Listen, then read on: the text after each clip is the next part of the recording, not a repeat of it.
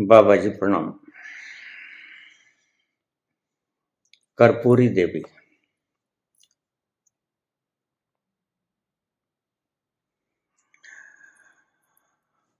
शास्त्रों में लिखा है, बड़े वडेरों से भी सुना है, माता पिता और गुरु, इनका आशीर्वाद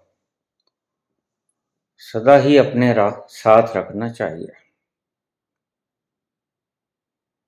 आज प्रश्न कई हैं, थोड़ी जल्दी निपटा दूं तो कोई हर्ज तो नहीं होगा।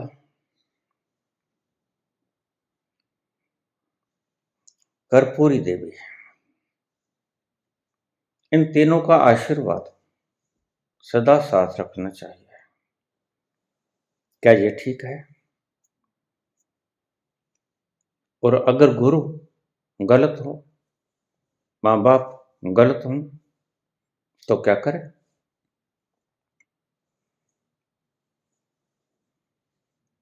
दूसरा प्रश्न, बाबा मुझे बहुत दुख दे दो, वैराग्य दे दो। चलो इन दो प्रश्नों को निपटा लें, समय बचेगा तो बाकी के प्रश्न हल करूंगा।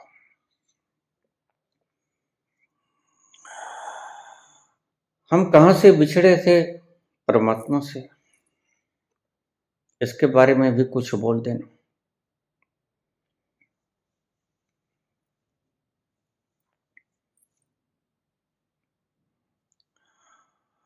माता पिता और गुरु का आशीर्वाद सदा साथ रखना।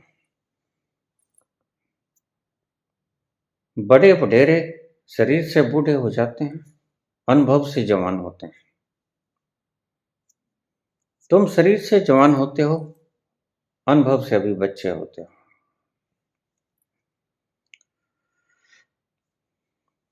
छोटी सी कहानी, एक प्रेमिका ने प्रेमी से कहा कि अगर तुम मुझे प्रेम करते हो और मेरे साथ मेरे संग रहना चाहते हो तो तुम्हारी माता का कलेजा ला दो, मैं तुम्हारे संग शादी कर लूंगी। मेरी माँ इस कहानी को सुनाया करती है।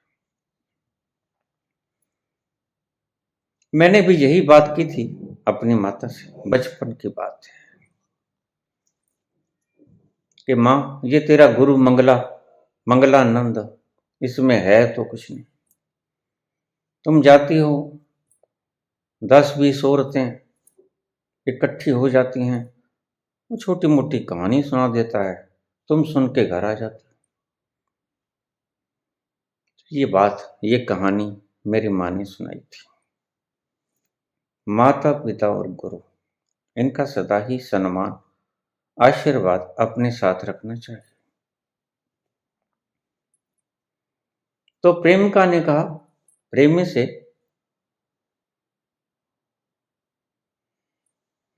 सदा ही प्रेमिका ही मांगा करते हैं, प्रेमी कभी नहीं मांगता। ये सितारे ला दो तोड़ के, ये चंद्रमा ला दो तोड़ के, ऐसा कुछ पागलपन प्रेमिका ही ज्यादा करते हैं। और प्रेमी भी कोई कम नहीं, प्रेमी कहता ला दूंगा। और पता है कि ये सितारे तुम्हारी धरती से लाखों गुना बड़े हैं, एक एक सितारा। ये तुम्हारी लाखों धरतियों को बर्बाद कर दे।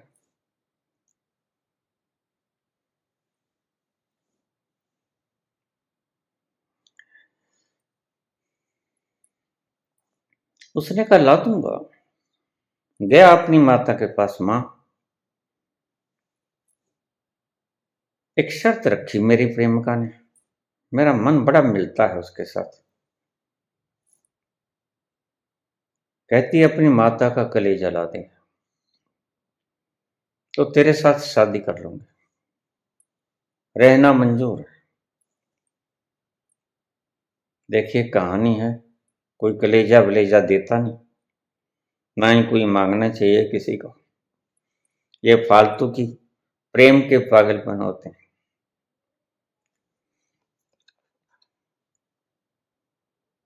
तो माँ कहने लगी, बेटा इतनी कितनी सी बात है, तेरे सुख के लिए मैं सब कुछ कर सकती हूँ। माता ने अपना कलेजा चीरा और दे दिया, ये ले बेटा। कलेजा हाथ पर रख कर, अब तर्क मत करना, कहानी है, कहानी में तर्क नहीं किया करते,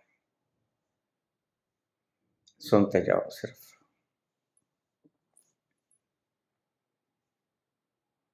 माता कलेजा हाथ में रख के हथेली पे चला जा रहा है और बड़ा शौक है कि प्रेमिका से शादी करूंगा। कलेजा तो आ गया, निगाहें कहीं और हैं, निशाना कहीं और है।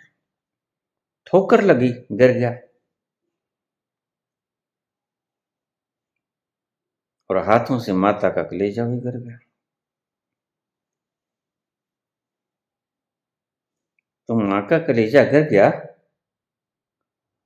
तो मां कहती है, मां का कलेजा कहता है, पुत्र चोट तो नहीं लगी?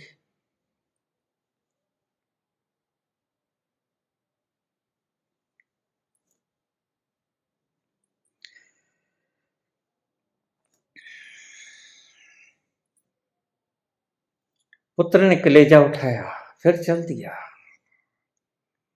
प्रेमिका को कलेजा दे दिया। खैर आगे जो कुछ होना था वही जो होता है, कहानी है, मिलता मिलता कुछ नहीं किसी को। बातें हैं, रंगीनियों की बातें हैं, यहां है हूं कुछ नहीं, मिलता भी किसी को कुछ नहीं। बातें हैं दिल के बहलाने को, गालिब ये ख्याल अच्छा है, हमने देखी है जन्नत की हकीकत, लेकिन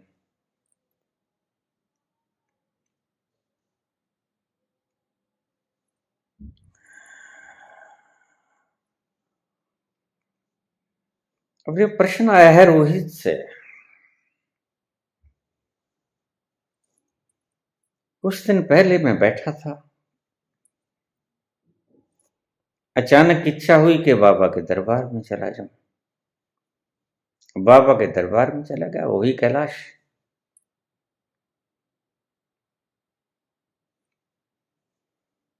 तुम तो जानते ही हो, ये पूछेंगे कहाँ है। चला गया तो बाबा कहने लगे, बातें सुनी, बाबा कहने लगे, देखिए रोहित के साथ ये दुर्घटना होने वाली है। मैंने कहा फिर बाबा?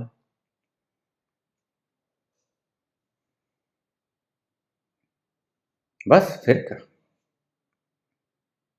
फिर क्या? हाँ, तो फिर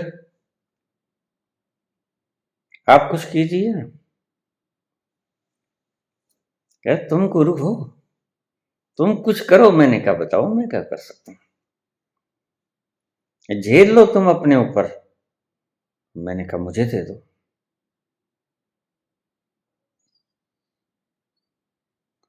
मैं झेल लूंगा। तो ठीक, तुम्हारे पास आएंगे, उसे आशीर्वाद दे देना और ये लो एक मनका, जो उसके माथे पे लगा देना, आशीर्वाद दे देना। पत्नी भी आएगी, बच्चा भी आएगा, तीनों के सिर पे हाथ फेर देना, बच्चे के माथे पे लगा देना। ठीक है, टल जाएगा? हाँ टल जाएगा। फिर तुम्हारे ऊपर आ जाएगा। मैंने कहा बिल्कुल ठीक है, कोई बात नहीं, आ जाने दो। और मैं चला आया, मैंने कुछ नहीं बताया किसी को।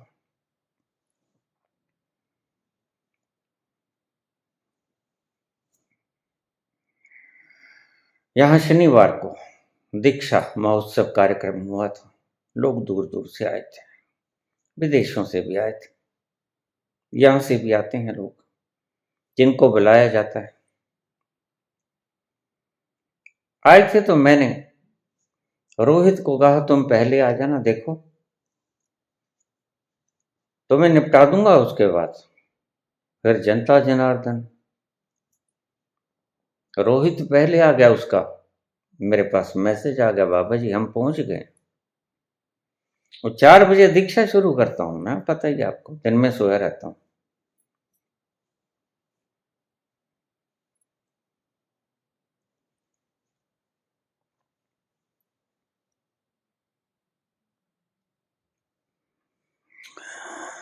राती जागण करण इबादत, राती जागण करण इबादत, राती जागण कुत्ते। राती जागण करण इबादत, रातन जागी कुत्ते। भौंकणों बंद मुल न हुंदे, जा रूढ़ी ते सुते। खसम अपने दा दर न छड़ दे, भावें वजन जूते। उठ बोलिया, उठ यार मना ले, नहीं तो बाजी लगे कुत्ते।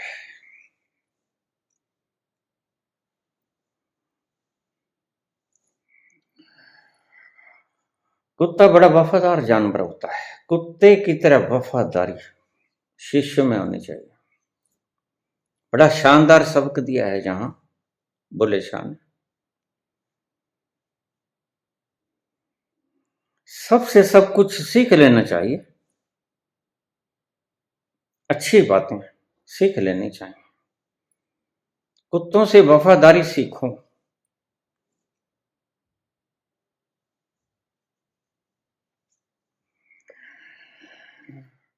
बिल्कुल भौंकना बंद नहीं करते कुत्ते, जाके रूढ़ी के ऊपर सो जाते हैं, रात रात भर जागते रहते हैं। राती जागण कर्ण इबादत, राती जागण कुत्ते।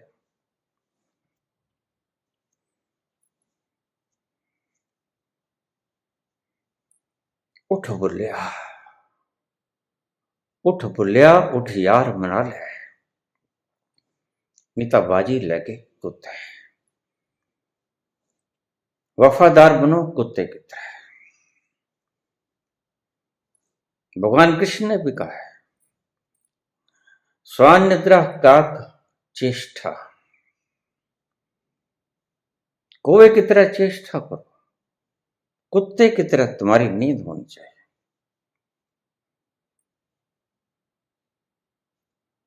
तुम चेष्टा भी नहीं करते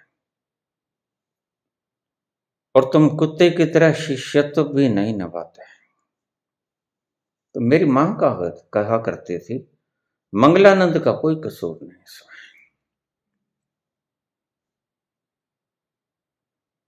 कसूर शिष्य का है। गुरु के कारण कोई नहीं पहुंचता, शिष्यत्व के कारण पहुंचता है। गुरु लाख बहता हुआ समुद्र हो, गंगा जल लाख बहती हुई शुद्ध धारा हो,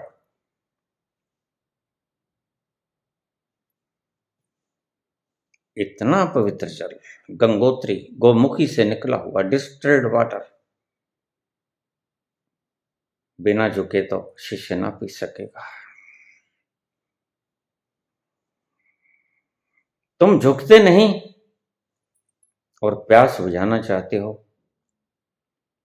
यही तुम्हारी दुविधा है।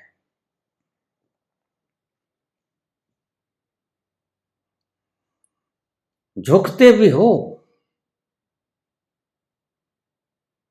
तो शरीर का पोस्चर झुकाते हो, खुद नहीं झुकते। अहंकार अकड़ा अकड़ा अकड़ा रहता है भीतर। लेकिन बुल्ला कहते हैं कि अगर वफादारी सीखना हो, शिष्यत्व सीखना हो, तो कुत्ते से सीखो, नहीं तो फिर तुम कहीं के भी ना रहोगे। शिष्यत्व सीखो कुत्ते से।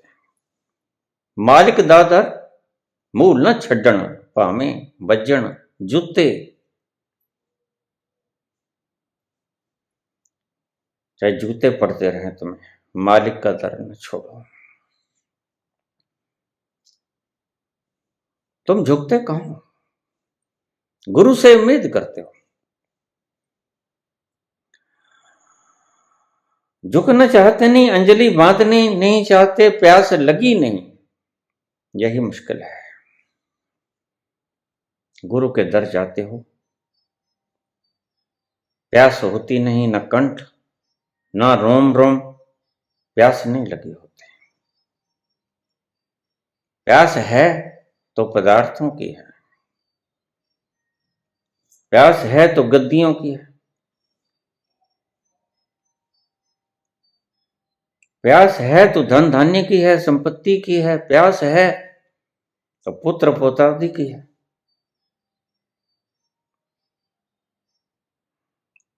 तो मंजिलाओं घर की हैं, बढ़िया फॉर्च्यूनर कार की है, ये प्यास। और तुम ये प्यास लिए गुरु के पास पहुंच जाते हो। ये प्यास नहीं, ये तो मांग है, ये तो वासना है, और वासना से वो मिलता नहीं, वो बुझाता है प्यास। इस बात को अच्छी तरह से समझ लेना। परमात्मा तुम्हारी प्यास को बुझाता है, तुम्हारी वासनाओं को नहीं। तुम वासनाओं को बुझाना चाहते हो परमात्मा के द्वारा, और परमात्मा तुम्हारी वासनाओं का परिपूरक नहीं है, पूर्णता नहीं करता। परमात्मा बुझाता है प्यास। प्यास तुम्हें लगी नहीं,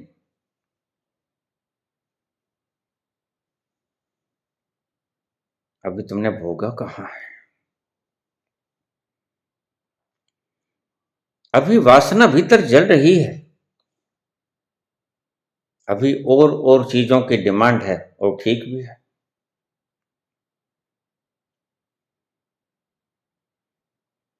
यहां कोई कुछ नहीं भी जानता हो तो भी कमेंट करने लगे, मिनट लगाता है। मार्कस ने कभी परमात्मा को खोजा नहीं, और कहता है परमात्मा है नहीं।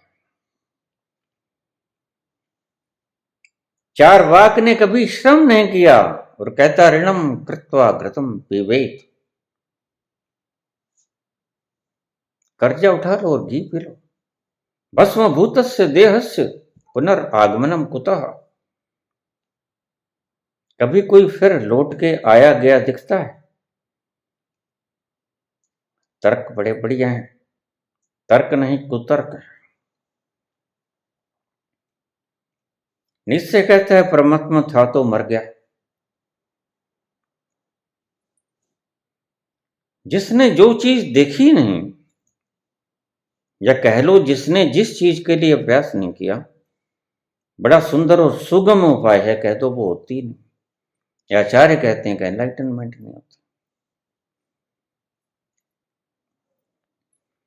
तो मैं कहता हूं फिर रामकृष्ण को मिर्गी के दौरे पड़ते थे।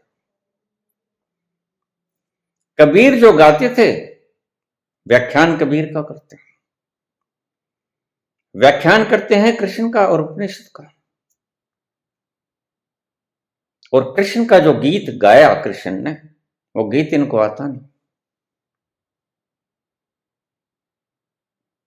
एक बड़ी आसान बात बता दूं, संसार में ख्याति पाओगे, अगर बुद्धू हो, कुछ आता नहीं, तो मौन हो जाना सर्वश्रेष्ठ उपाय। चुप रहो और इनकार करते जाओ, बस तुम महान ज्ञाता हो गए। चार्वाक कहता परमात्मा नहीं, कोई कर्ज वर्ज नहीं होता, कोई लेने देने वाला आता नहीं।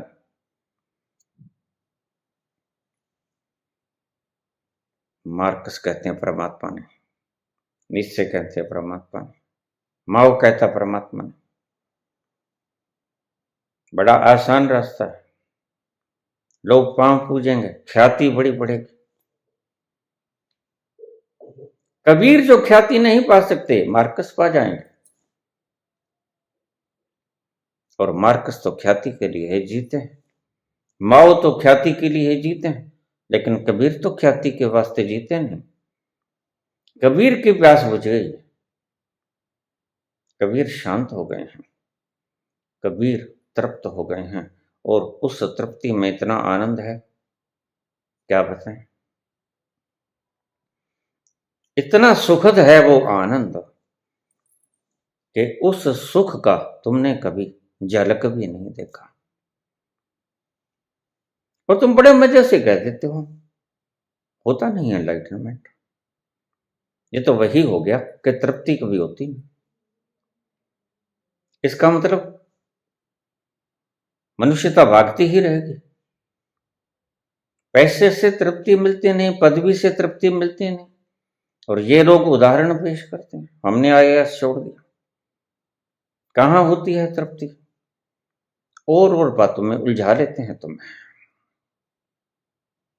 व्याख्यान करेंगे कबीर का और कहेंगे तृप्ति होती नहीं, जबकि कबीर तो बात ही तृप्ति की करते हैं। कहत कबीर सुनो भाई साधो, कहत कबीर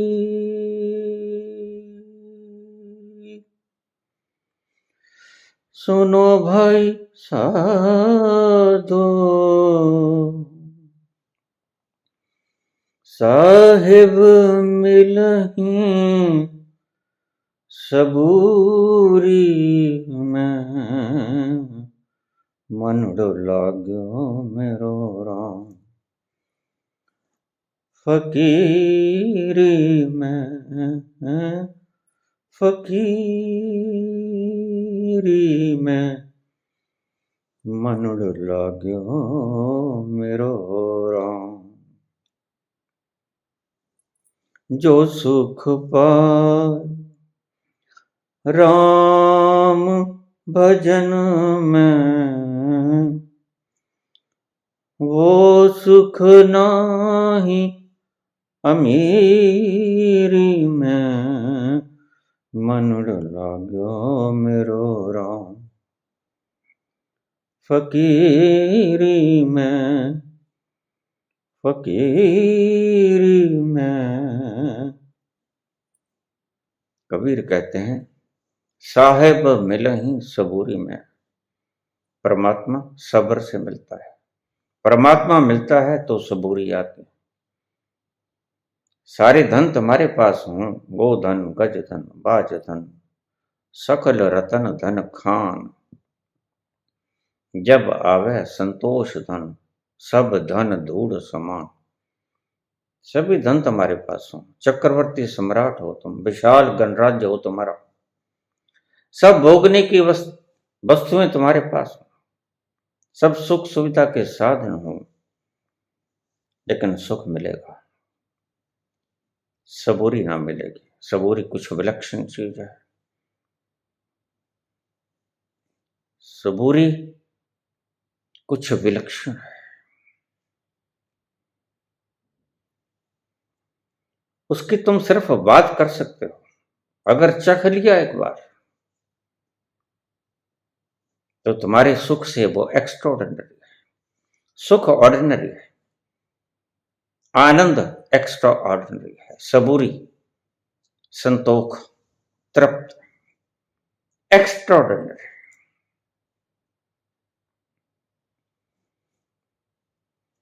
सुख अनुभव है और आनंद तृप्ति है। दोनों चीजों में बड़ा फर्क है।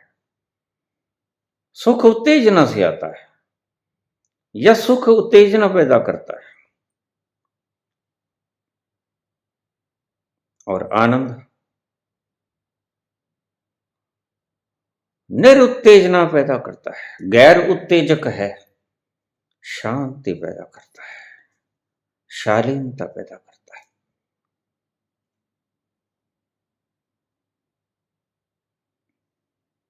तनाव नहीं रहता, भटकन नहीं रहती,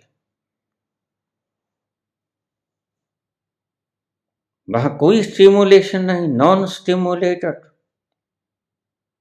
वह है आनंद। और नॉन स्टिमुलेशन की अवस्था तुमने कभी देखी नहीं। तुमने या तो रात की निद्रा का स्वाद चखा, उससे ज्यादा तुम्हें स्वाद नहीं चखा तुमने शांति का। या तो रात की निद्रा का स्वाद तुमने चखा, या तुमने संभोग के, जिसे तुम आनंद कहते हो, उसका स्वाद चखा है। उसमें एक क्षण के लिए तुम्हें उसकी झलक मिलती है। मैंने बहुत बार बताया है तुम्हें। तुम क्यों बार बार उन अंतरंग क्षणों में जाना चाहते हो? क्या है कारण? उसके पीछे का कारण क्या है? तुम्हें उस रस की झलक मिल जाती है जिसे उपनिषद में कहा है रसो वैसा। वह रस रूप है, वह रस है। एक क्षण के लिए, एक पल के लिए तुम उसका दर्शन कर लेते हो। दर्शन करने से इतने आनंदित होते हो और बार बार जी रहा करता है, बार बार जाने को मन करता है। इसलिए तो इतने अपराध होते हैं। अपराधों का मूल कारण क्या है? सुख तो बहुत हैं तुम्हारे पास, सुख के साधन बहुत हैं तुम्हारे पास। बड़े बड़े पैसे वाले, बड़े बड़े शाहूकार, इंडस्ट्रियलिस्ट हार जाते हैं किसके आगे?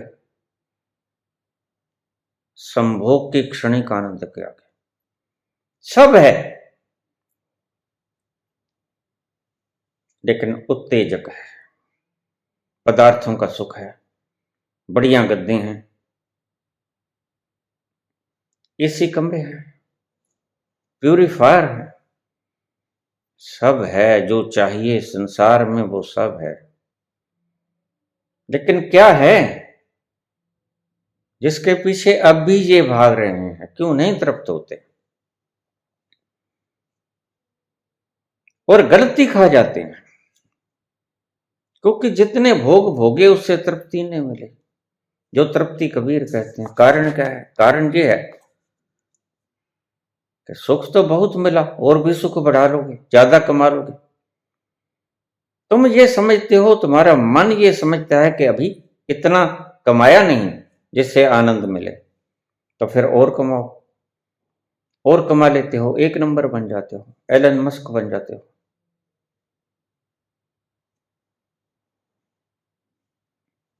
शांति फिर भी नहीं मिलती। सुख के सभी साधन हैं। तुम दिल्ली से न्यूयॉर्क आधे घंटे में पहुंचा देंगे मस्क तुम्हें। और शायद कोई वक्त आए ऐसी टेक्नोलॉजी विकसित हो जाए कि 1 मिनट से भी कम वक्त में तुम अमेरिका पहुंच जाओ। स्पीड ऑफ लाइट के हिसाब से रॉकेट बन जाए, कोई पता लगता है? लेकिन तुम इसी चक्रों में फिरते रहोगे। सुख के साधन सब होंगे, आनंद की एक बूंद ना होगी। और 1 मिनट में इंडिया से अमेरिका जाने वाला व्यक्ति संभोग का फिर भी भूखा ही रहेगा। मेरी इस बात को याद रखना। क्यों? क्योंकि जिसे उपनिषद कहते हैं रसो वैसा, वह नहीं मिला। जिस दिन वह मिल गया उस दिन कबीर कहते हैं कि बस तुम ठहर जाओगे। ठहरना सबूत है इस बात का कि मिल गया वह जिसकी खोज थी। जो ठहर जाता है, मुझे लोग पूछ लेते हैं, बाबा एनलाइटन पर्सन का लक्षण क्या है? मैंने कहा कृष्ण ने बताया है, स्थैर्यम, स्थिर हो जाता है, उसका मन भी स्थिर हो जाता है, और मन के साथ शरीर मन का अनुगामी है, शरीर भी स्थिर हो जाता है। ये लक्षण है। 10 लक्षण बताए, 20 बताए, 30 बताए। अमानित्वम, दंभित्वम, हिंसा, अहिंसा, क्षांतिरार्जवम, आचार्य उपासनम, शौचम, स्थैर्यम आत्मविनिग्रह, ये उसके लक्षण हैं जो शांति के उस खजाने के पास पहुंच गया, जो उस रस की समुद्र के पास पहुंच गया। मैं कहता हूं सब मिल जाए संसार का, चक्रवर्ती सम्राट भी हो जाओ, लेकिन यहां सम्राट कल्प वस्तु को, कपिल वस्तु को छोड़कर वनों में चले जाते हैं, पहाड़ों पे चले जाते हैं, और तुम कहोगे पागल है। इसका मानसिक उपचार होना चाहिए। नहीं, मानसिक उपचार बुद्ध का नहीं होना चाहिए, मानसिक उपचार तुम्हारे एलन मस्क का होना चाहिए, जिसके दिमाग की खोपड़ी की खुजलाहट बढ़ती ही जाती है, घटी नहीं। और कबीर की खोपड़ी की खुजलाहट मिट गई, क्योंकि सब्र आ गया, संतोख आ गया, ठहराव आ गया। भटकेगा नहीं कबीर, एलन मस्क भटकता ही रहेगा, और भी मिलता भी रहेगा। उसके घर में कोई कमी है? वह विराट है। विराट से कुछ भी मांग लो, उसके घर कोई कमी नहीं, और बढ़ता ही जाएगा। तुम्हारी वासनाएं बढ़ती जाएंगी, तुम्हारी डिमांड बढ़ती जाएंगी, उसका दान बढ़ता जाएगा। दाता दे लैंदा थक पा, जुगा जुगंतर खाई खा। तुम बढ़ाते ही रहोगे अपनी डिमांड्स को, और वह देता ही रहेगा डिमांड तुम्हारे डिमांड्स के मुताबिक, और तुम खाते खाते रहोगे। सब्र का पैमाना तुम्हें आएगा नहीं कभी, सबूरी की झलक तुम देख न पाओगे, तृप्त नहीं होगे, ठहरोगे नहीं, भागते ही रहोगे। और तुम्हारा ये भागना, सारा संसार भाग रहा है, बस एक ही चीज बताता है कि तुम्हें वो चीज नहीं मिली, उसके दर्शन नहीं हुए जो तुम्हें ठहरा दे। और तुम्हारे पास सिर्फ संसार में एक ही दरवाजा है, एक ही सुराख है, जिस सुराख में से तुम झांक कर उस परमात्मा को एक पल के लिए निहार लेते हो, और वो है संभोग। बहुत चर्चाएं चलती हैं, लोग उसको कहते हैं क्या बाबा तो गंदी गंदी बातें करता है। संभोग एकमात्र तुम्हारे पास खिड़की है, जहां से तुम उस रस को निहार सकते हो, पी नहीं सकते। याद रखना मेरी बात। पीता तो कोई कबीर है, पीता कोई नानक है, मीरा है, एलन मस्क कभी ना पी पाएंगे, इसलिए दौड़ते रहेंगे। दौड़ तेज होती रहेगी, ये दौड़ तेज है, कहां बड़ी मुश्किल से छकड़ा गढ़ 20-50 साल में पहुंचती अमेरिका, और आज तुम्हारा जहाज कहता है मैं 29 मिनट में पहुंचा दूंगा रॉकेट को। ये दौड़ रहा है ना, और तेज दौड़ो, और तेज दौड़ो। इसे मैं मैराथन की दौड़ कहता हूं। बस एक तगमा मिलेगा, मेडल, और कुछ नहीं। तुम्हारा नाम नोबेल में लिखा जाएगा, लेकिन कब तक रहेगा? नाम कब रहे हैं, किसके रहे हैं, आखिर मिट जाते हैं। किसकी तलाश है तुम्हें? तुम्हें तलाश है उसकी परसों पहले तुम बिछुड़ गए थे। बरसों बीत गए, बरसों बीत गए, तुमसे मिले बिछुड़े, बिजुरी बन कर गगन पे चमकी, बीते समय की रेखा,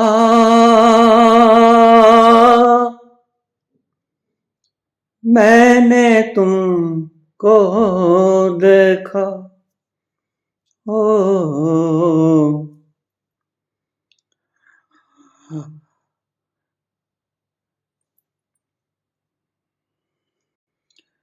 मेरे नैना सावन बादों, फिर भी मेरा मन प्यासा,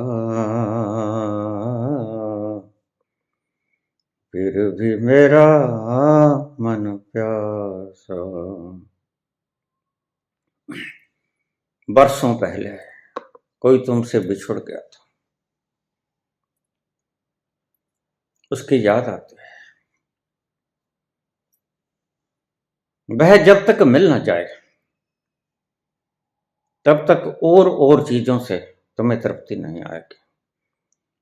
यही तुम्हारी दुविधा है, यही कमी है। जब तक वो न मिलेगा तुम कुछ भी पालो। मैं नहीं कहता तुम छोड़ दो, पाना बंद कर दो, नहीं, बिल्कुल दौड़ो, खूब दौड़ो, ऐसा दौड़ो कि जैसा पहले कभी कोई नहीं दौड़ा। अब एलन मस्क दौड़ रहा है। दौड़े तो बहुत देखी, लेकिन अब एलन मस्क को भी कोई पछाड़ देगा। एक दिन बिजली की रफ्तार के रॉकेट बन जाएंगे 1,86,000 किलोमीटर पर सेकंड। उस दिन कुछ क्षणों में पहुंच जाओगे तुम अमेरिका, और कुछ मिनटों में पहुंच जाओगे तुम मंगल ग्रह, चंद्रमा पे। ये चंद्रमा तो ऐसा हो जाएगा जैसे यहां से बाजार जाए। बिल्कुल जाओगे, लेकिन बरसों बीत गए तुमसे मिले बिछुड़े, बिजुरी बनकर गगन पे चमकी, बीते समय की रेखा, मैंने तुमको देखा हो, मन संग आंख मिचौनी खेले आशा और निराशा, फिर भी मेरा मन प्यासा। बहुत पहले एक लश्क देखी थी, बिजली जैसी आकाश में चमक गई थी। वहां से टूटे टूटे आज तक मिल नहीं पाए। उसी की उम्मीद है, उसी का तकाजा है, उसी की तलाश है। वह मिल जाए, इसी की कोशिश है, इसी की फरियाद, इसी की तमन्ना। जाऊं और उसमें एकाकार हो जाऊं। इससे मैंने कहा तुम्हारे पास एक झरोखा है, बस अगर इस संसार के इंद्रियों से तुम उस परमात्मा की एक झलक को देख सकते हो। बिल्कुल द्वार बंद नहीं किए हैं उसने, एक द्वार तुमको दे दिया है। मुझे भोलेनाथ कहा करते हैं कि किन्नरों पे तरस खाना, क्योंकि उनको झरोखा नहीं मिला जो इस जन्म में परमात्मा के उस रूप को निहार सके। और सूरदासों पे भी तरस खाना, और इसीलिए कि जो महा हिटलर हो जाता है, जो करोड़ों व्यक्तियों की हत्या कर देता है अकारण, कोई कसूर नहीं उनका, ईश्वर उनको क्या दंड देता है ये तो पक्का है, मैंने बहुत बार बोला है। जो सूरदास है यह पुराने जमाने का हिटलर है। उस पे तरस खाना, बाबा कहते हैं। भगवान ने उसकी आंखें छीन ली। आंखें ही अपराध करवाती हैं, मुख्य कारण है आंखें। आंखें अपराध का मूल है और पुण्य का भी मूल है। तो इसने इन आंखों से गलत काम दिया, हजारों लाखों करोड़ों लोगों की हत्या कर दी, इसलिए परमात्मा इससे आंखें छीन लेगा। इससे बढ़िया अंग कुछ नहीं। ये दो ही अंग महत्वपूर्ण हैं, ये आंखें खींच लेगा या तुमसे सेक्सुअल इंस्ट्रूमेंट्स छीन लेगा। बस ये दो ही झरोखे हैं उसके पास, बड़े से बड़े। बाकी तुम्हारी इंद्रियों को छीन ले तो में कोई विशेष फर्क नहीं पड़ता। फर्क पड़ता है, विशेष नहीं पड़ता। तुम्हें तलाश है जिसकी, और तुम जो पा रहे हो मेहनत के द्वारा। मैं किसी को निष्कर्म करना नहीं चाहता, अकर्म में जाना नहीं चाहता। मेहनत करो, बिल्कुल करो, लेकिन मैं कहता हूं वह मिलेगा, किसी कर्म से नहीं मिलेगा। वह मिलेगा आराम से मिलेगा, वह मिलेगा शांति से मिलेगा, मौन से मिलेगा, बोलने से नहीं मिलेगा। और तुम आज बहके से गलत राह पे जा रहे हो। जब मैं देखता हूं तो बोलना तो पड़ता ही है। आंखों वालों के सामने कोई अंधा जा रहा हो, उसकी बिल्कुल स्ट्रेट लाइन के अंदर कुआं, करुणा का अगर भाव होगा वो बोलेगा भाई रुक जाओ, तुम्हें तो दिखता नहीं, मुझे तो दिखता है। तुम कुएं में गिरोगे, आगे कुआं है, तुम मरोगे। रुक जाओ, बस वही। अगर मैं कहता हूं राधे राधे ना करो, राम राम ना करो, कोई जाप ना करो, और कोई मंशा नहीं, यही मंशा है करुणा। करुणा मेरा द्वार रोकती है। रोको इनको, ये मूर्ख बना दिए हैं किसी दुष्ट ने।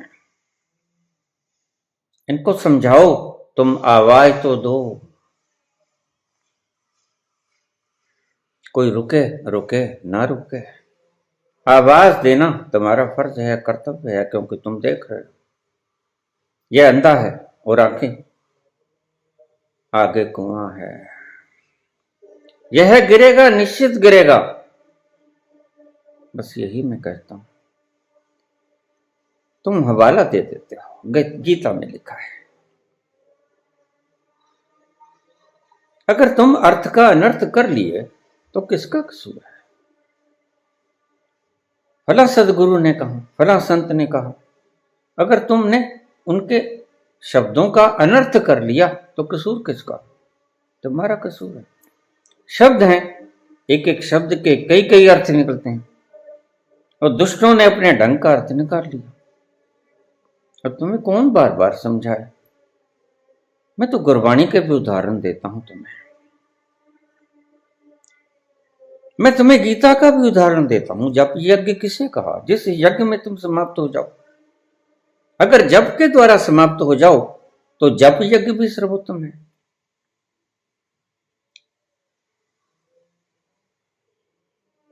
जिस यज्ञ के द्वारा तुम आहूत हो जाओ, तुम आहुति स्वयं ही बन जाओ, तुम सामग्री ना डालो, तुम ही सामग्री हो जाओ यज्ञ की, तो वह तुम्हारे लिए यज्ञ हो गया, वह तुम्हारे लिए रास्ता हो गया, वह भी तुम्हें पहुंचा देगा। लेकिन बात तो यह है, तुम सामग्री डाल देते हो, ओम भूर्भुवः स्वः कह के स्वाहा, बस छोड़ देते हो, खुद बचे रह जाते हो। और बात तो ये थी, सामग्री चाहे बची रहती लेकिन तुम आहूत हो जाते तो तुम्हें फल मिलता, फिर तुम रोते हो, चिल्लाते हो। तो मेरी मां कहा करती थी,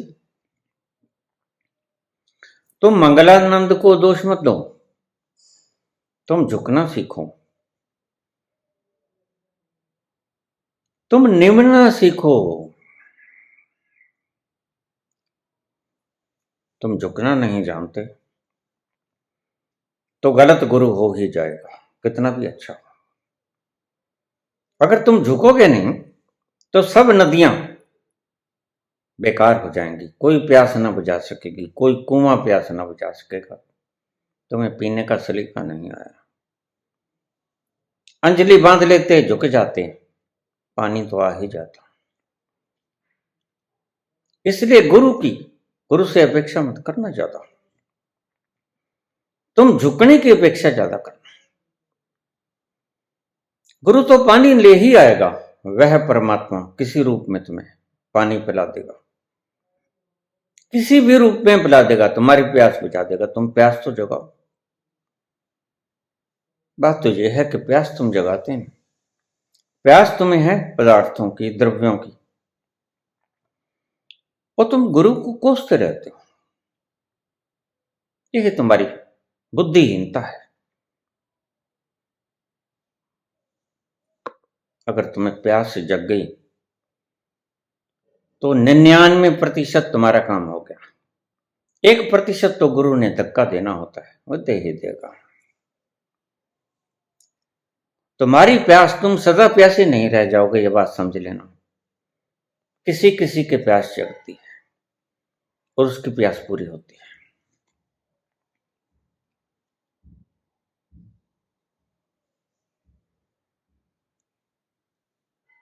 कहा है कि दुख दे दो मुझे, कहीं कुंती की नकल तो नहीं कर रहे हो? फिर रोगे, चिल्लाओगे, फिर माथा छाती तो नहीं पीटोगे? सोच लो। मेरे घर सब कुछ है, किसी चीज की कोई कमी नहीं, और दुख और सुख की तो बिल्कुल ही कमी नहीं।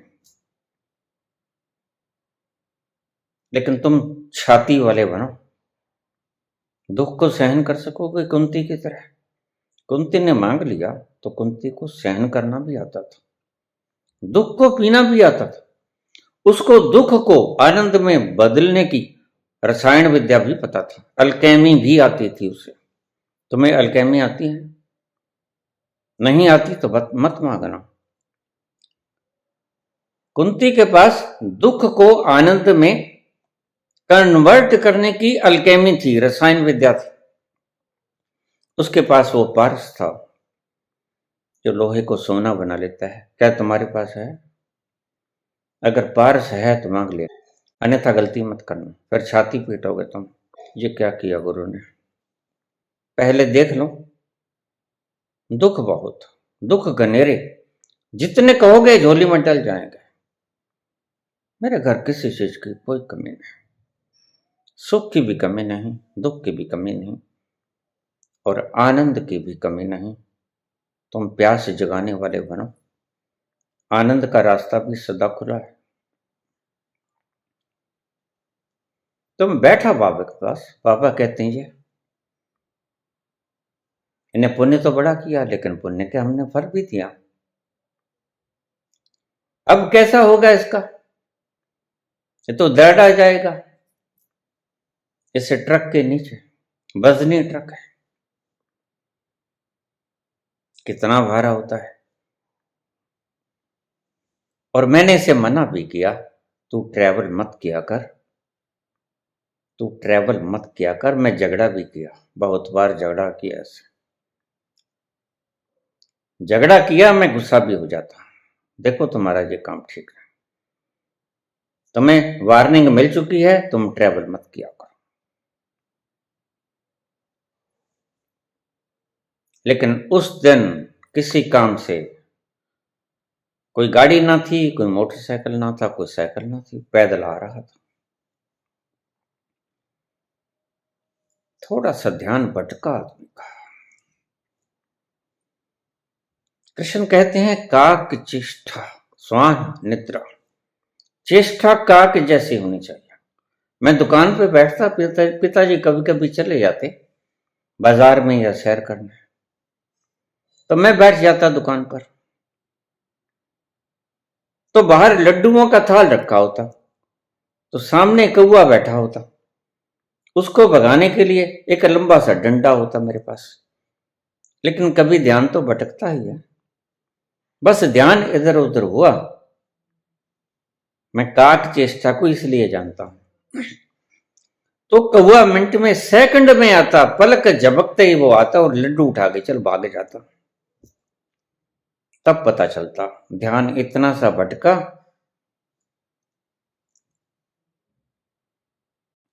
यह साधक की प्रवृत्ति बताई है। साधक की प्रकृति ऐसी होनी चाहिए। निद्रा हो कुत्ते जैसी और चेष्टा हो काक जैसी, ध्यान हो बगलू जैसा।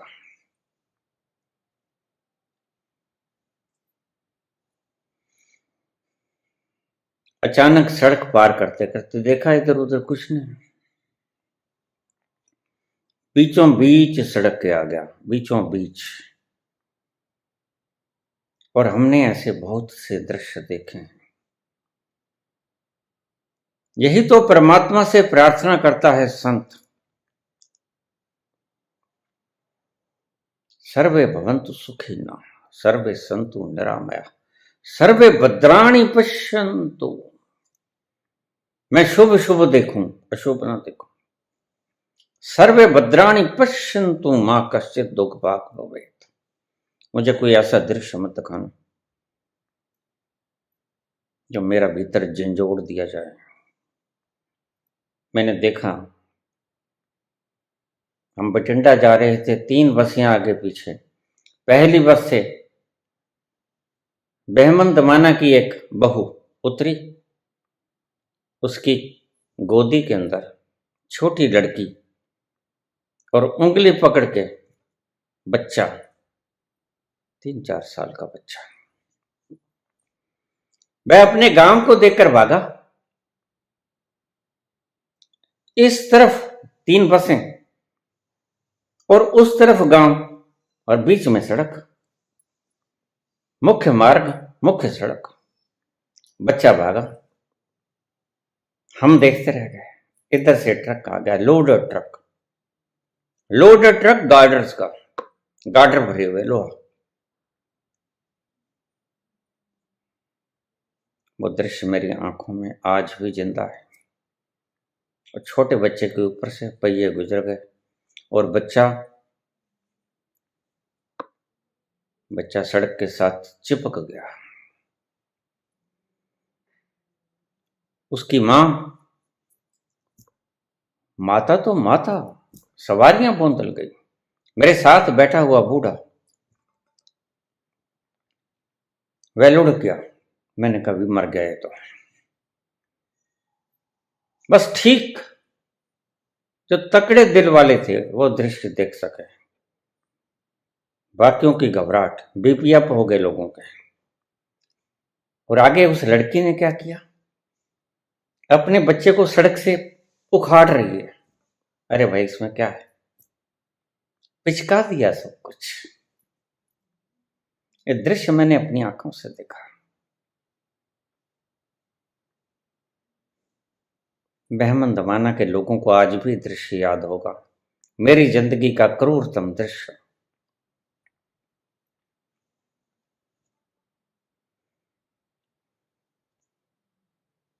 बीच में खड़ा, तेज रफ्तार से एक ट्रक आ रहा।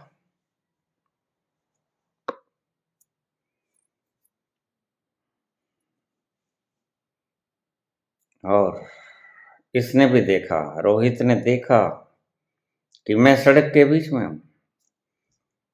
आगे जाऊं तो मरूं, पीछे जाऊं तो मरूं, मैं आज गया। बिल्कुल यही दृश्य जो मैंने आपको बताया, जरा उस स्थान पे लाके देखो अपने आप को। तेज गति, क्योंकि मुख्य सड़क है, चौड़ी सड़क है, बड़ी, और बिल्कुल बीच में खड़ा। करीब 40 फुट 50 फुट की सड़क है, बीच में खड़ा।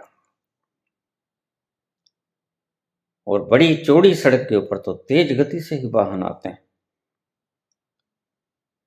Loaded truck. बस फासला थोड़ी सी दूर। रोहित खड़ा, ट्रक अपनी रफ्तार से, बस इसने समझ लिया कि आज मैं गया। समझ लिया, लेकिन वो कांड जो मेरे साथ हुआ था वो पूरा का पूरा इसके साथ नहीं हुआ, क्योंकि इसके मन में कहीं ना कहीं 10%, 15%, 20% ये रह जाएगा कि उस आदमी ने ब्रेक लगाया। मेरे साथ तो सीधी घटना घटी। मुझे तो किसी शक्ति ने नीचे से उठा के प्लेटफार्म के भीतर पटक दिया गाड़ी में। मेरे पास कोई गुंजाइश नहीं। बुद्धि साथ छोड़ गई, बुद्धि ने हाथ उठा दिया, समर्पण कर दिया, बस खत्म हो गया काम। तुम जानो, तुम्हारा काम जानो। उसके बाद वैराग्य होता है। तुमने मांगा, तुमने दुख मांगा, तुमने वैराग्य मांगा। वैराग्य ऐसी घटनाओं से होता है। तो वैराग्य तो आया, मैं तो पागल हो गया, मैं तो बावरा हो गया, मेरी तो दिशा ही बदल गई, सब छोड़ छाड़ दिया। मैंने वो किताबें बेच दी, भटकता फिरा इधर उधर। शायद किसी को तब मुझे पता चला कि दुनिया में सब बुद्धू हैं, पागल हैं, मूर्ख हैं, धन दौलत को ही सब कुछ समझते हैं, पता ही ना कुछ भी नहीं। जिनको मैं भगत समझता था, जिनको मैं ज्ञानी समझता था, सब बोधे निकले, क्योंकि मेरे भीतर आग सच जल गई। कौन था वो? कौन था वो? और मेरी इस किताब को पढ़कर बहुत से लोग पागल हो जाएंगे। मेरी इस किताब को पढ़कर बहुत से लोग नेग्लेक्ट कर देंगे। झूठ है, गप है, गप है, गलत है, गप है। क्योंकि अगर ये अपनाते हैं कि ये ठीक है तो इनकी बुद्धि मरती है, इनका अहंकार मरता है, और इनके साथ क्योंकि घटा नहीं तो ये मजे से उस घटना को नजरअंदाज कर सकते हैं। लेकिन कईयों के भीतर उतर जाएगी, उनका जीवन रूपांतरण हो जाएगा। अब रोहित के साथ तो ये बीता। तो 4 हाथों के ऊपर ट्रक, तेज रफ्तार, तुम भी समझो क्या होगा। और इसने कोई कोशिश नहीं की, ना इधर जाने की ना उधर जाने की, कर भी नहीं सकता था। अब मेरे पास क्या चारा था? जब मैं बिल्कुल निचले पायदान के ऊपर दोनों हैंडल्स को हाथ डालकर, एक हाथ में मेरा प्राइज है जो मैं लेके आया हूं, हैंडल्स को हाथ डालकर मैं खड़ा हूं, और मुझे हल्की सी आवाज आती है, विजय पांव ऊपर कर लो, कट जाएंगे। और इससे पहले कि क्लैरिफाई करे मेरी बुद्धि, जो कानों ने सुना वो क्या सुना, लेकिन प्लेटफॉर्म आ गया था। और किसी शक्ति ने, आज तो मैं जान गया वो शक्ति कौन है, पांव से उठा के गाड़ी के भीतर पटक दिया। तब होता है वैराग्य। कोई ऐसी घटना होगी जहां तुम्हारी बुद्धि के पास उसका सल्वेशन ना होगा। तुम्हारी बुद्धि हार जाएगी। तुम्हारी बुद्धि बिल्कुल हार कर हथियार छोड़ा करती है, इस बात को ध्यान में रख लेना। बुद्धि ने बड़ा सोचा, बड़ा सोचा, सारे घोड़े दौड़ाई, कौन था पीछे भी कोई नहीं। इधर गाड़ी चल रही है, स्टेशन अभी आया है, और निचले पायदान पे जो पांव रखकर यात्रा करेगा कट जाएंगे। सब जानते हैं, लेकिन कोई भी नहीं जानता। पूछो आज के दरबार वालों को, कौन जानता है तुम में से? अगर निचले पायदान पे पांव रख के तुम सफर करोगे, तुम्हारे पांव कट जाएंगे। मैं भी नहीं जानता था, किसी ने बताया भी ना था। लेकिन जब भीतर गिरा दिया गया तो बुद्धि के पास क्या सोचेगा वो? कोई पीछे नहीं है उस दिन, कोई उतरने वाला नहीं, कोई आगे नहीं है। कौन था जिसने उठा के पटक दिया? सारे वस्त्र धूल से लिपट गए और दिमाग चकरा गया। और बुद्धि जो बड़ी सियानी थी, डॉक्टर बनने के लिए उतावली थी, सब गड्ढमड हो गया, कुछ नहीं बचा, राख हो गई, सब खाक हो गया। यहां बुद्धि लाचार हो जाती है, यहां गिरते हैं बुद्धि के तर्क, यहां गिरती हैं बुद्धिमानियां, और बुद्धि सोच सोच के, दर्शन के बिना बुद्धि गिरती है। जब तक अपनी आंखों से किसी ऐसे दृश्य को ना निहार ले जो तुम्हारी समझ के परे हो, तब तक बुद्धि बिल्कुल समर्पण नहीं करती। यह ऐसी हटी है। बाबा ने भी कहा है, संशय तभी उतरेगा, उतर गयो मोरे मन का संसार, मन का संसार उतर गयो मेरे मन का संसार,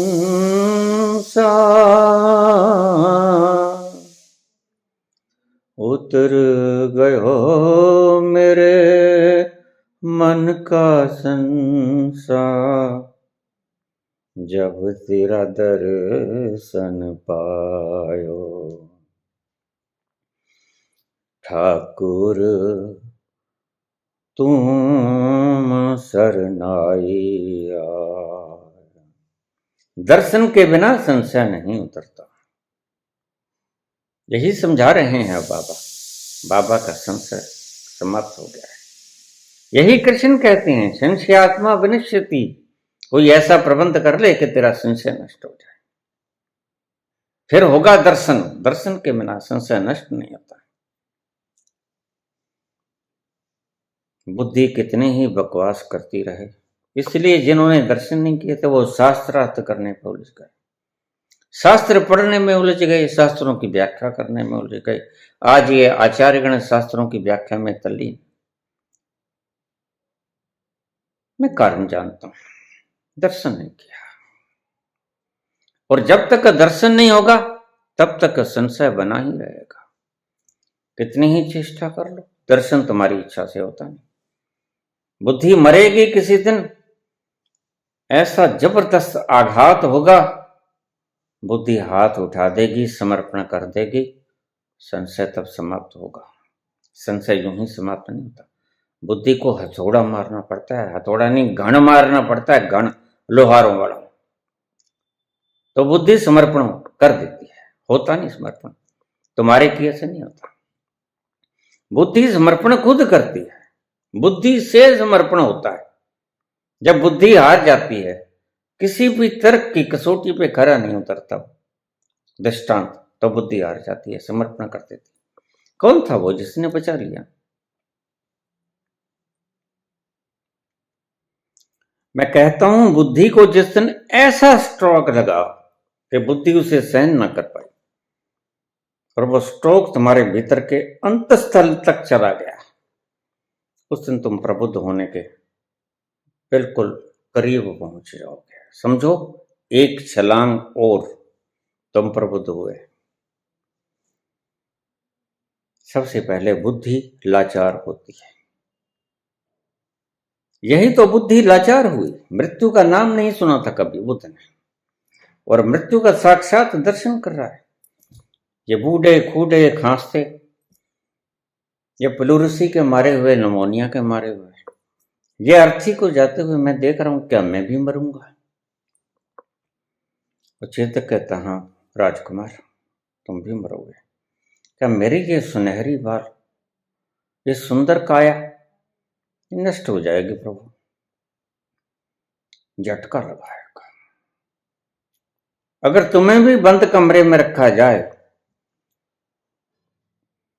और हरियाली ही हरियाली चारों तरफ हो, और एकदम से मृत्यु का हथौड़ा लग जाए, तो तुम भी बुद्ध हो जाओगे।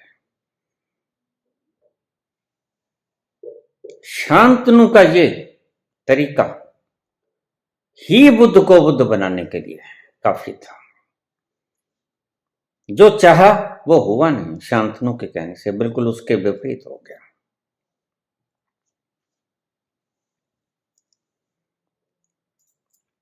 कैसे बचा इसे पता नहीं। ट्रक वाले भी बड़ी बेदर्दी से चलाते हैं आमतौर से, और खास तौर से जब वो मुख्य सड़कों पे होते हैं तो फिर तो रुकने का मतलब ही नहीं। खूब चौड़ी सड़क है, 40-50 फुट की, चलते चले जाओ। और कितने पे होगा ट्रक, देख सकते हो, 70-80 से कम चलता नहीं। उसने ब्रेक लगाए, एक साइड से ले गए। इसने मृत्यु को स्वीकार कर लिया था एक क्षण के लिए, बस वो एक क्षण के लिए जो मृत्यु को स्वीकार किया, वैस के भीतर अगर क्रांति ले आए तो शुभ है। फिर कभी जिंदगी में नास्तिक नहीं बन सकेगा। अब अगर आस्तिक बन जाए तो बन सकता है। आस्तिक का मतलब ये नहीं कि घर बार छोड़ के भाग जाए, नहीं। आस्तिक का मतलब है काम करे, खूब करे, लेकिन वो खुद का समझ के ना करे, परमात्मा का समझ के करे। मेरे पास लोग आते हैं दीक्षा लेने के बाद, बाबा काम धाम छोड़ दें। नहीं भाई, काम धाम तो बिल्कुल वैसे ही करना, बल्कि उससे भी ज्यादा करना। तो फिर बाबा फर्क क्या पड़ा? मैंने कहा पहले तुम अपना काम करते थे, अब तुम मेरा काम करना। यही क्रांति हुई है दीक्षा की। पहले तुम अपने बच्चों को पालते थे, अब तुम ये समझना कि ये मेरे नहीं है, ये सब उस ईश्वर की औलाद है, उसके अंश हैं। अब उसके बच्चों को पालना। पहले तुम्हारे थे, अब उसके हो जाए। काम धाम मत छोड़ना, बाग मत जाना, ज्यादा काम करना। और अगर निर्भोज होके काम करोगे तो आगे से सवाया काम करोगे, मन नहीं भटकेगा और तुम्हारा मन लगेगा, तल्लीनता से करोगे, क्योंकि अब तुम्हारा काम नहीं हुआ। जब तुम्हारा काम होता है तो बोझ तुम्हारा होता है। जब ये काम मेरा होगा तो फिर तुम्हारा नहीं होगा। अब मैं का बोझ होता है, अब वो बोझ गया, मुझे सौंप दो। तुम अपना काम करो, कर्मण्येवाधिकारस्ते मां फलेषु कदाचन। फल जैसा होगा मैं देखूंगा, तुम कर्म करो। जो जैसा करते थे वही, ज्यादा दक्षता से काम होगा। और उसने बिल्कुल ट्रक वाले ने पास आके ऐसे मोड़ लिया, ये वहीं खड़ा है, वहीं वहीं।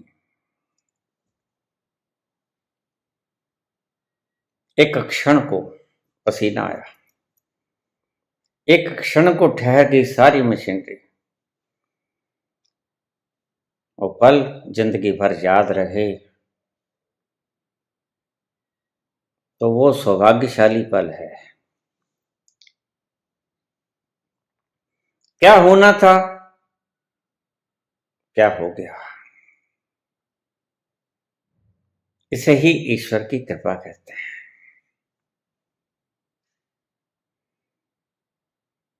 इसलिए शास्त्र में मैं पहले पढ़ा करता था, विद्वानों से भी सुना करता था, संतों से भी सुना करता था। एक दिन पहले आया, मैं जहां से शुरू की थी बात, माता पिता और गुरु, उनका आशीर्वाद साथ लेके चलना। क्योंकि ये तीनों आशीर्वाद निष्काम भाव से होते हैं, स्वार्थ नहीं होता है, निस्वार्थ होता है। माँ बाप ने तुमसे कुछ नहीं लेना होता। और आजकल तो गुरु लोभी लालची हो गए हैं, लेकिन सारे नहीं हैं, कोई कोई है अभी भी। जलता हुआ चिराग अभी बाकी है, बुझा नहीं। निस्वार्थ होते हैं तीन, आज तो माँ बाप भी निस्वार्थ हैं। माँ बाप बच्चों का पालन पोषण ऐसे करते हैं कि हमारी जीवन भर की संपत्ति संभालेगा कौन। इसलिए तो लड़कों का इतना क्रेज। इतनी जीवन की संपत्ति हमने जो कमाई, कोई गैर का जाया ले जाए, इनका दिल को ठेस लगती है। कहते हैं ऊपर से कि हमें तो लड़का लड़की बराबर हैं, लेकिन होती नहीं। बस कैसे दिल के बहलाने को गालिब, ये ख्याल अच्छा है, लेकिन भीतर से तो जानते हैं कि हमारी जीवन भर की प्रॉपर्टी हमारे बाप का दिया हुआ, हमारा कमाया हुआ, कोई गैर का जाया ले जाएगा। क्योंकि लड़की ने वहीं चले जाना है जहां लड़का जाएगा, और साथ ही माल भी ले जाएगा तुम्हारा। यही दुख होता है। तभी तो जब लड़का पैदा होता है तुम खुशी मनाते हो। क्यों? क्योंकि सारी पीढ़ियों की अमानत अब हमारे पास रह गई। इसलिए तुम लड़के की डिमांड करते हो हमारे समाज की व्यवस्था के अनुसार। पाश्चात्य की समाज की व्यवस्था और है। वहां तो 16 साल के बाद कहते हैं जाओ कमाओ और खाओ, काम करो और खाओ। लेकिन यहां क्या कहें, यहां रोजगार ही नहीं है।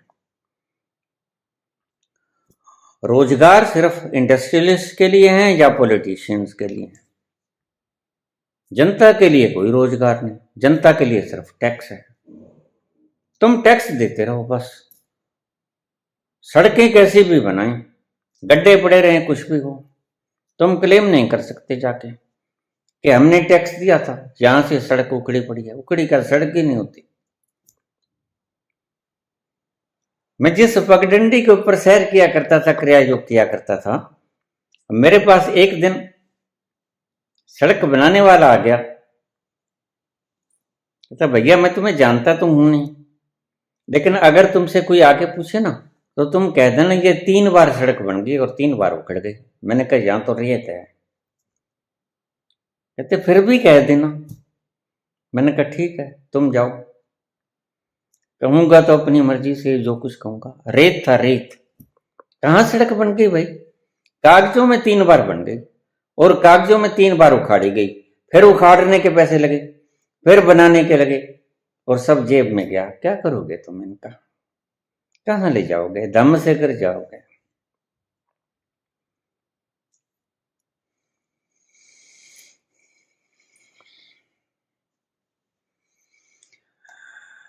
हो रही गुल पर ये बुलबुल क्यों निसार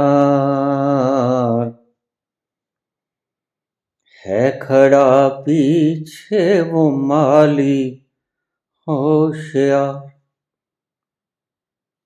मार कर गोली गिरा ली जाएगी जब तेरी डोली निकाली जाएगी, बेमुहूर्त के उठा ली जाएगी जब तेरी। कहां लेके जाओगे?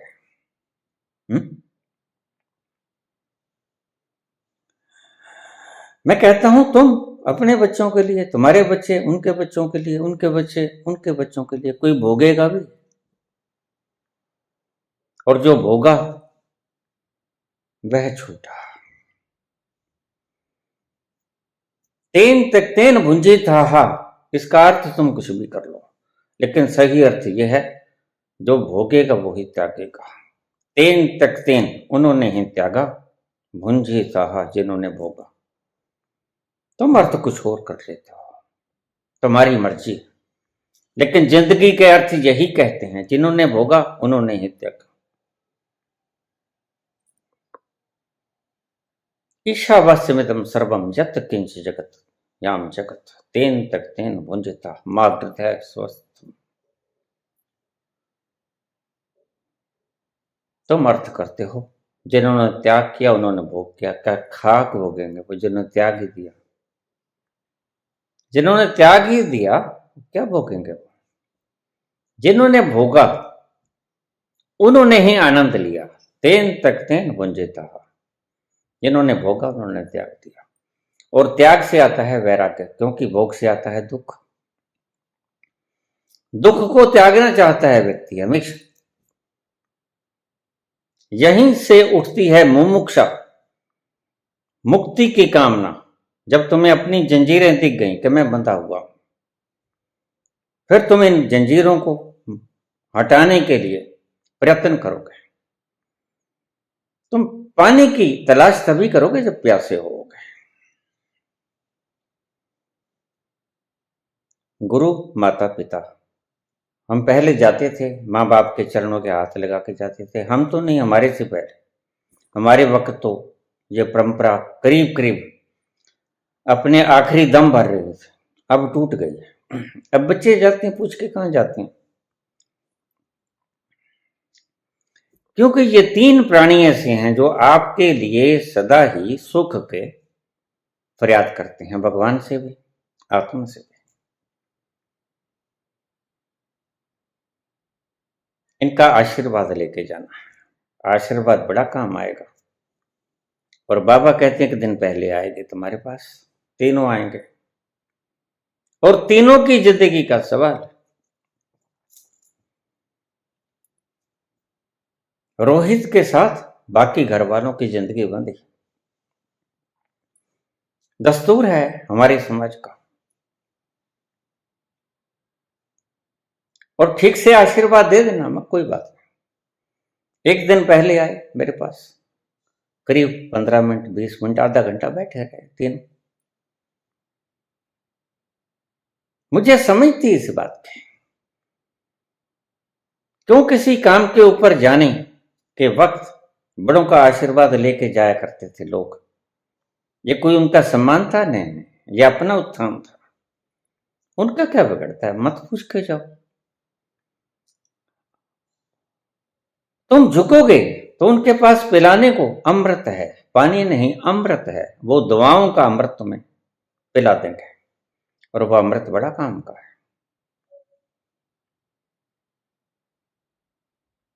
इसलिए एक शास्त्र में एक संत बोल रहे थे कि गुरु के पास रोज जाना चाहिए। मंदिर में रोज जाते हैं ना। एक सिखाने का कारण था, मतलब था कि गुरु के पास जब तुम्हें कोई जीवंत मंदिर मिल जाए, परंपरा सीख जाओ मुर्दा मंदिर के से। रोज जाना है मंदिर में, रोज जाना है, सुबह सुबह जाना है। बस उठते सार ब्रह्म मुहूर्त में ब्रह्म मंदिर में जाना है, ताकि तुम्हें आदत पड़ जाए। पहले पत्थर के आगे तुम जाओगे, फिर तुम्हें जब कोई जीवंत मूर्ति मिल जाएगी, तो फिर उसके पास रोज जाना है। पत्थर से तो कुछ नहीं पाओगे, लेकिन जीवंत मूर्ति से बहुत कुछ पा जाओगे। और माता पिता भी जीवंत मूर्ति हैं, गुरु भी जीवंत मूर्ति है। जहां भी जाओ, जब आओ तो भी आशीर्वाद लो, जब जाओ तो भी आशीर्वाद लो। वो तुमसे कुछ छीनने वाले नहीं। इन तीनों में से कोई भी नहीं छीनेगा, अगर सच्चा है तो।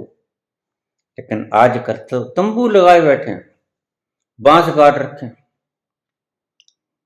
अब उनके बारे में मैं क्या कहूं, रोज बोलता हूं।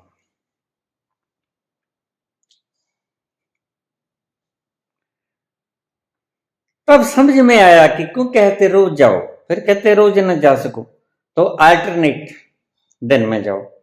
अगर फिर भी ना जा सको, सप्ताह में एक बार जाओ। न जा सको तो 2 सप्ताह में एक बार जाओ, 15 दिनों में 15 बाड़ा। फिर भी नहीं तो 1 महीने के बाद तो जरूर जाओ। और शास्त्र में लिखा है, अगर 1 महीने के बाद भी तुम नहीं जाते तो फिर तो अपनी करनी खुद ही भोगो। अब ये शब्द जब मैंने पढ़े, एक संत के मुख से भी सुने, तो मेरा अंतस हिल गया। ऐसा क्या है कि महीने के बाद जाना ही जाना है? अब समझाया कि उनके पास प्यासे के लिए पानी है, तुम्हारे लिए अमृत है। वो तुम्हें आशीर्वाद रूपी अमृत देंगे, और वो अमृत तुम्हें इन क्रिटिकल जंक्चर्स पर तुम्हारी सहायता करेगा। उनकी दुआएं क्रिटिकल जंक्चर्स पे तुम्हारी सहायता करेंगे। इसलिए आशीर्वाद लेके जाओ। पूछा है, अगर गुरु ठीक नहीं निकला फिर क्या करे? छोड़ दो, सीधा सा मतलब है। मुझे लोग कहते हैं बाबा आपकी बात समझ नहीं आती, मैंने कहा छोड़ दो, जिसकी बातें समझ में आती हैं उसके पास चले जाओ। देखिए मेरा जवाब ठीक है ना? लोग गुस्सा मान जाते हैं, अरे बाबा का अहंकार आ गया है, चार लोग क्या आना शुरू हो गया। अहंकार क्या भाई, मैं तुम्हें सीधे रास्ते जप्पा थोड़ा डाल रहा हूं। गलत तो जफ्फा डालने वाले होते हैं जो तुम्हें संगलों के बीच में बांध लेते हैं, यहीं बंधे रहना, बस मेरे पास ही चिपके रहना, जाना मत कहीं दर छोड़ के, भूखे मरोगे, आशीर्वाद नहीं मिलेगा। नहीं, जो तुमको मुक्त करते, जो तुमको अपने साथ बांध लें, और तुम तो मुक्ति के राह पे चले हो, और उसने तो खुद ही बांध लिया अपने साथ, तो तुम्हें मुक्त का खाक करेगा, तुम्हें सब प्रकार से मुक्त कर दे। प्रेम उसी का नाम। यहां तो प्रेम करने वाले को हम बांध लेते हैं, शादी के फेरे ले लो, जल्दी करो, बांधो। भाई बांधने की इतनी क्या जल्दी है? प्रेम काफी नहीं है क्या? प्रेम काफी है, लव इज सफिशिएंट। गुरु माता पिता निस्वार्थ प्रेम देंगे तुम्हें। दिन ब दिन दूषित होते जा रहे हैं, जमाना बदल रहा है, पैमाने बदल रहे हैं।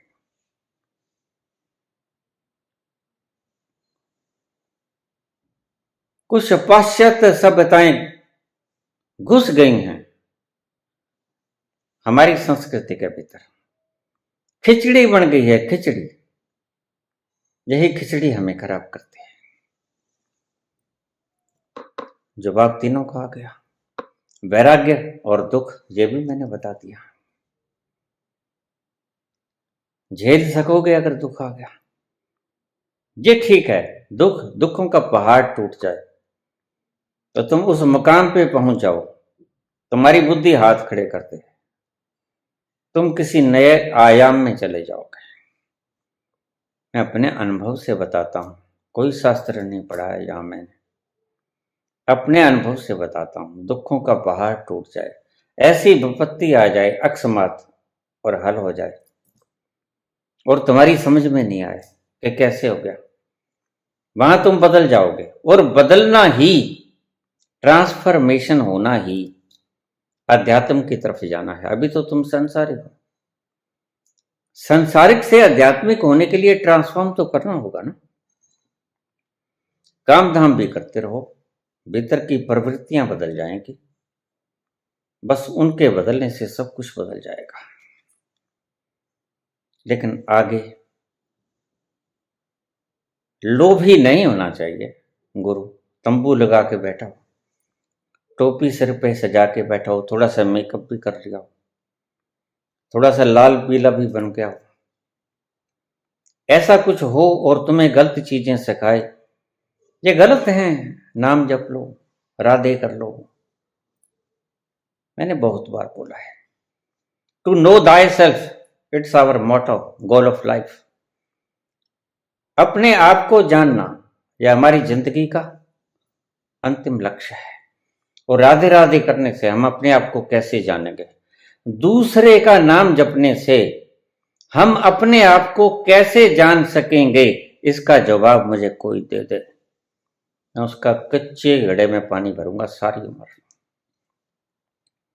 इस बात का जवाब मुझे कोई भी संत, साधु, सन्यासी इस बात का जवाब दे दे, तुम शास्त्रों में लिखी हुई बातों को मत लेके आना। कृष्ण ने जप यज्ञ लिखा है, फलाने ने ये लिखा है।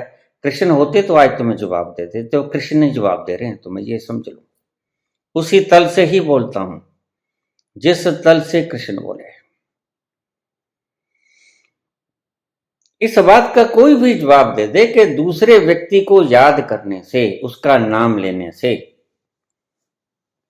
आत्मबोध को तुम कैसे उपलब्ध हो जाओगे, इस बात का कोई जवाब दे दो, मैं खुद राधे राधे करना शुरू कर दूंगा।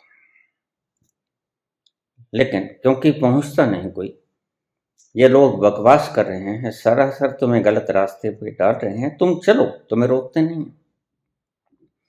लेकिन पीड़ा से गुजरते रहोगे, दुखों से मुक्ति नहीं मिलेगी, ये पक्का है। एक छोटी सी कहानी कह के वक्त बहुत हो गया है, करीब 1.5 घंटा होने को हो गया। अमेरिका के राष्ट्रपति, उनके कानों में साए साए की आवाज होती थी।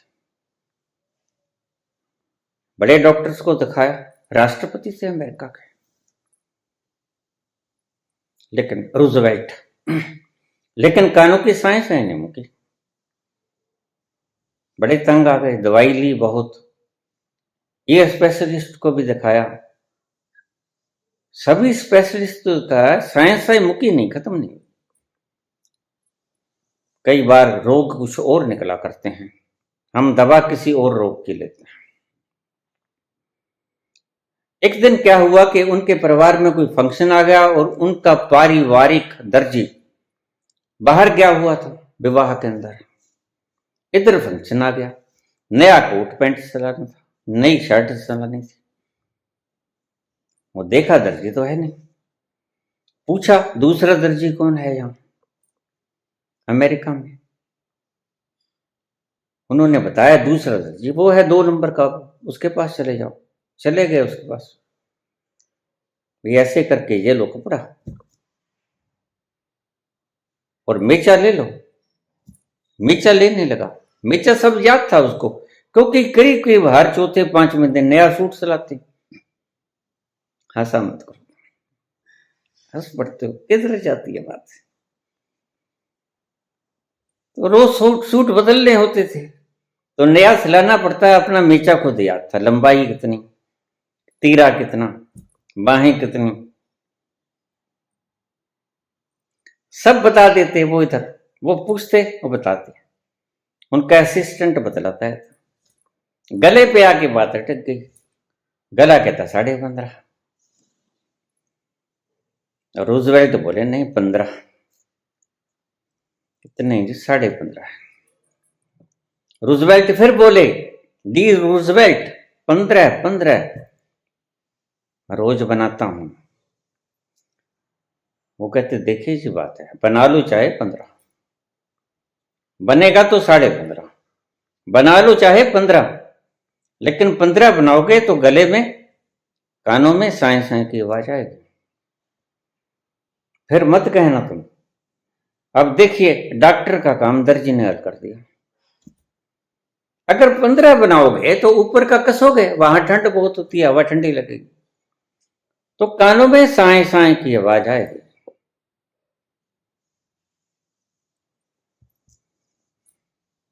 रूजवेल्ट झरनाटा उठाएगा। सारे डॉक्टर जिसने फेल कर दिए, डॉक्टर तो ये निकला दर्जी। गला 15.5 नहीं 15, और 15.5 बना दिया गया, और शर्ट डाली, साए साए खत्म। कई बार बीमारी कुछ और होती है, दर्जी गलत मिल जाता है। सारी उम्र दर्जी तुम्हें गलत मिले हुए हैं।